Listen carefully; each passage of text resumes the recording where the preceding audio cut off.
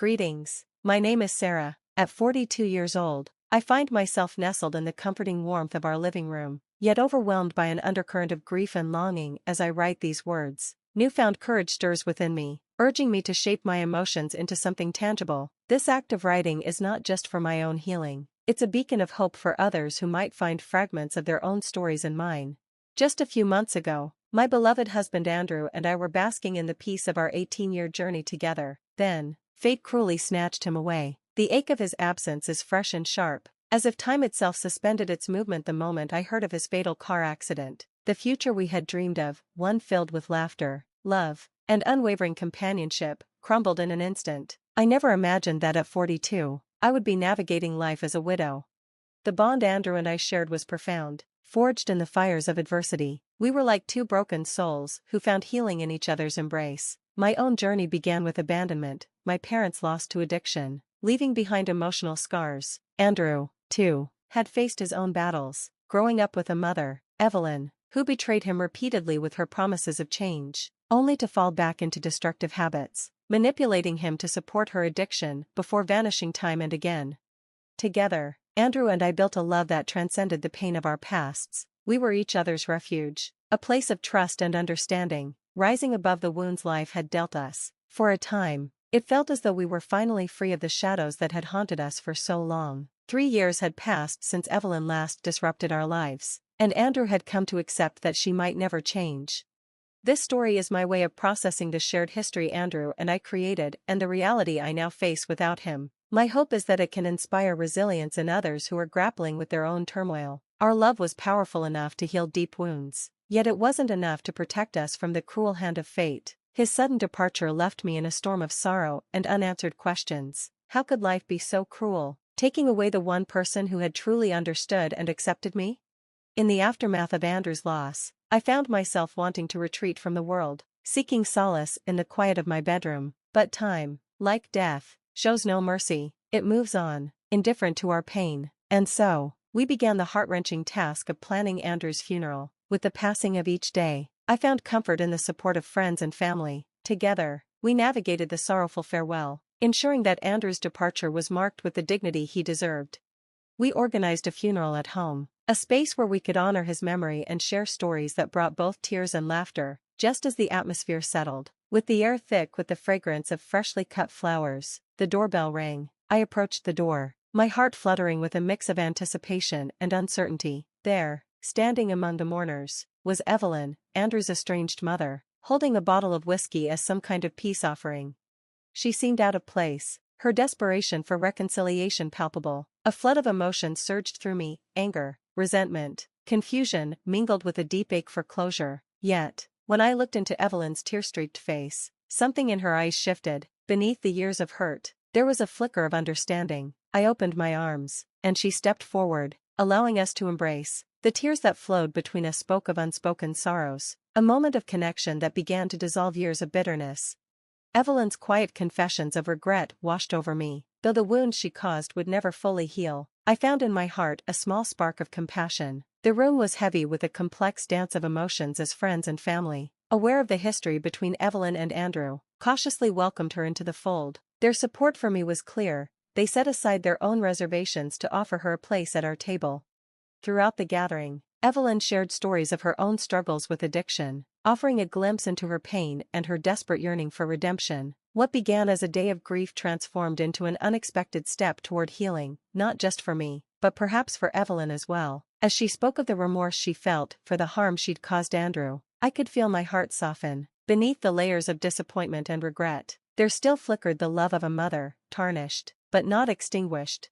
Her words painted an intimate portrait of the son she had lost along the way, and as the service came to a close and guests began to leave, Evelyn remained behind. My sisters and I quietly tidied up, grateful for her unexpected help. In a quiet, vulnerable moment, she turned to me, her voice trembling with hope and uncertainty. "Sarah," she said, "I know I have no right to ask this, but could I have a chance to say goodbye to my son, maybe through his belongings?" I met her gaze, my heart filled with both curiosity and caution. Still, I wanted to listen. "What is it you'd like to ask?" I replied, encouraging her gently. With a deep breath, Evelyn spoke her request, and in that moment, I recognized the depth of her regret and longing, another step in a journey toward healing, both for her and for me. I paused, contemplating the weight of Evelyn's request. Her eyes searched mine, sensing my hesitation, and she quickly added, "I know it's an unusual ask, and you have every right to say no, but if I could just touch his clothes or smell his cologne, maybe, just maybe, I could feel connected to him again, even though he's gone." Despite the pain and resentment still clinging to my heart, there was something undeniably sincere in her voice, a vulnerability I couldn't ignore. She was grieving in her own way, and her remorse was palpable. I took a deep breath before answering softly, "Evelyn, I see how much you loved Andrew. The regret in your eyes is clear. If this could bring you some comfort, then yes, you may go up to his room and spend time with his things. Take all the time you need." Gratitude flooded Evelyn's expression, and she whispered, "Thank you, Sarah, your kindness means more to me than you can imagine." As she made her way up the stairs, I reflected on the day, on the morning, the unexpected moments of reconciliation, and perhaps, just maybe, a small step toward healing not only for Evelyn but for all of us touched by Andrew's life and legacy. A whirlwind of emotion stirred within me as Evelyn disappeared upstairs. Part of me hoped this act would offer her some form of closure, a way to heal the broken bond between mother and son, but another part of me remained cautious, mindful of how easily these delicate moments of vulnerability could become entangled with the past's unresolved wounds. I found myself contemplating the fragile nature of human relationships. They could be torn apart in an instant, yet they were also capable of great resilience when nurtured through understanding, forgiveness, and time. In that moment, I chose to embrace forgiveness and grace, but I couldn't shake the feeling that I might question this choice in the future. About 25 minutes later, Evelyn returned from the bedroom, her eyes swollen and red from crying. The stoic facade she usually wore had completely melted away, leaving only raw vulnerability in its place. She took a deep breath, her voice shaking as she spoke. "Thank you for allowing me this time with Andrew," she said, her words carrying a weight of genuine gratitude. "I'm truly grateful for your kindness and understanding." Her sincerity tugged at something within me, and I felt a twinge of sympathy. Despite everything, as Evelyn said her final goodbyes, a palpable sense of closure seemed to fill the room. The emotional weight of the day hung in the air like a heavy blanket, but it was also a silent testament to the complex web of feelings we had all navigated together.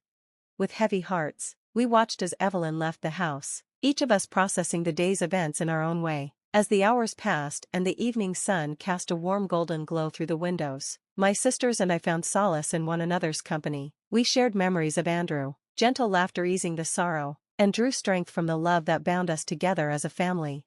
As the light outside deepened into dusk, exhaustion began to settle in. One by one, my sisters said their goodbyes, seeking rest after the long, draining day. For the first time that day, the house felt still and quiet, a temporary peace enveloping me as I sat in the comfort of my own thoughts.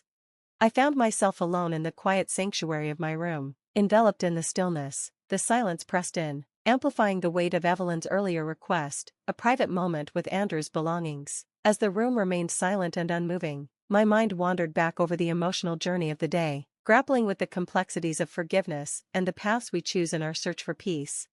Overcome by a deep curiosity and a longing to feel close to Andrew, even in his absence, I found myself drawn to the tangible remnants of his life. With gentle reverence, I began sifting through his belongings, each item an intimate testament to the man he was. I picked up his favorite watch, its rhythmic ticking a soft reminder of the precious moments we had shared. My fingers traced the well-worn spines of his books, imagining the stories that had once whispered to him in the quiet of the evening.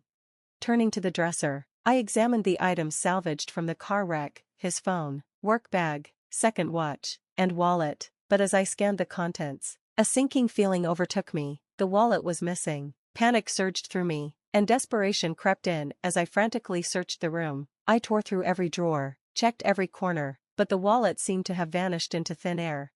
The realization struck me with overwhelming force. The wallet retrieved from the wreckage was now gone. In my distress, I knew I couldn't solve this mystery alone. Perhaps I had been mistaken and it had never been returned to me. With trembling hands, I dialed Gary, a dear friend who had been present at the funeral and had played a key role in retrieving Andrew's belongings. As a trusted member of the police department, Gary had the skills and dedication to help uncover the truth.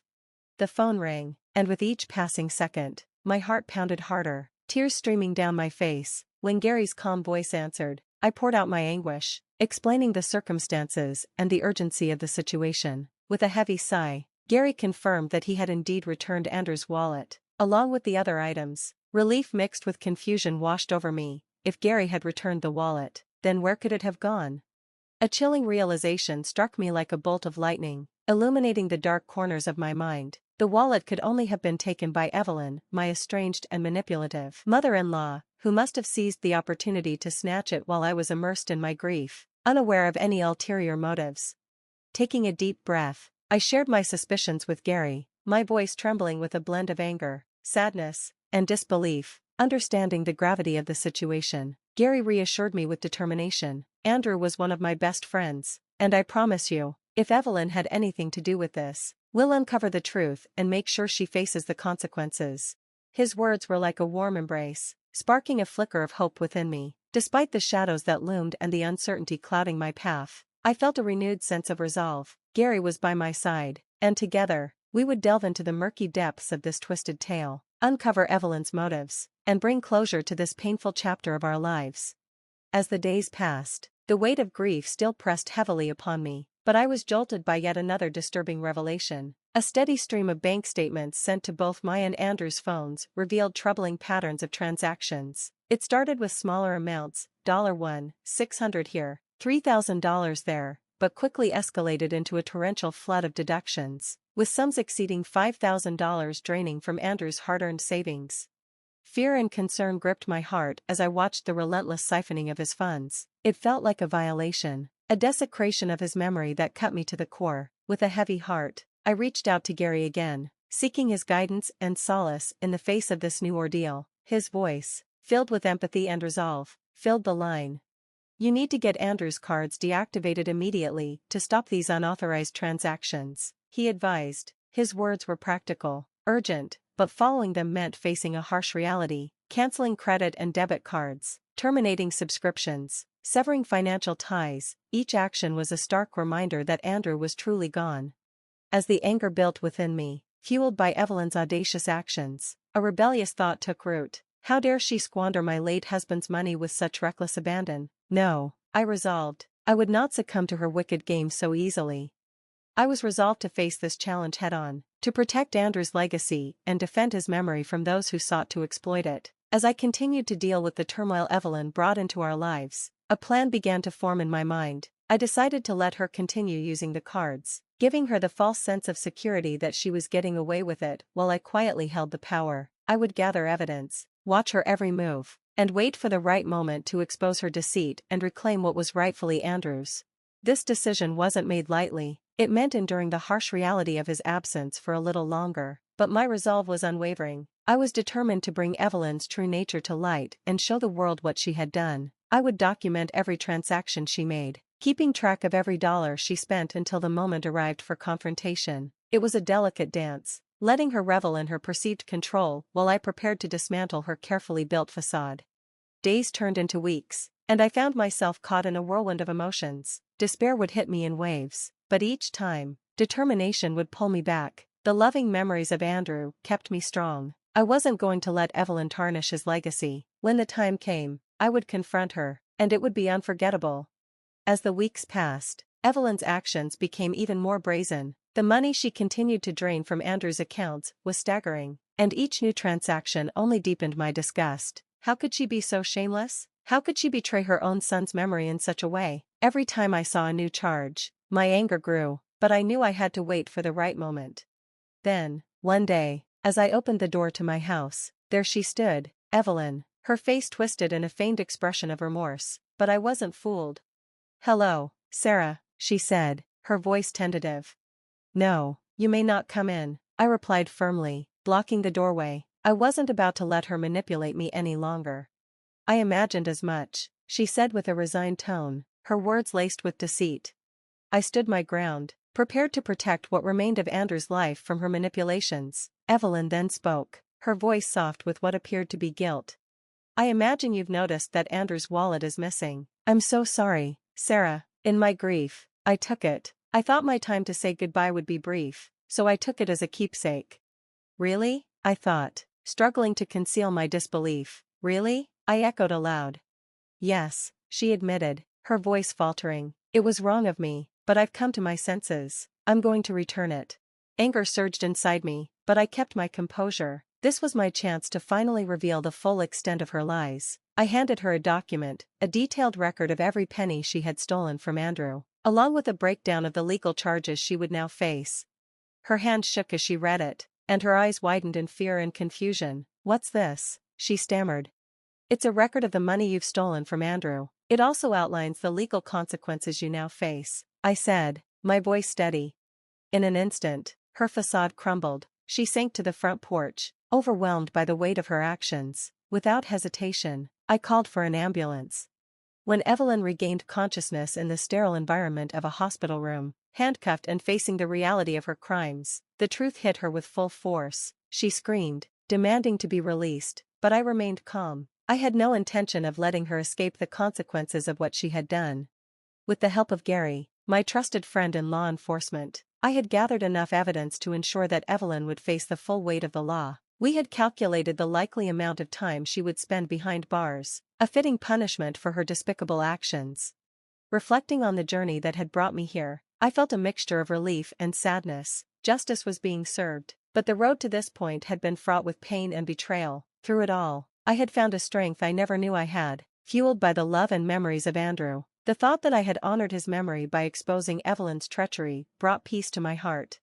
Andrew's legacy had been safeguarded, and Evelyn would now face the consequences of her fraudulent actions. With this chapter closed, I could finally begin to move forward, free from the shadow of her deceit. It was a bittersweet victory. Andrew was gone, but his spirit could now rest, knowing that justice had prevailed. This journey had been painful, but it was also a reminder that no act of deceit goes unchecked, and that love, determination, and integrity can triumph even in the darkest of times. The truth had found its way to light, and with it, I had reclaimed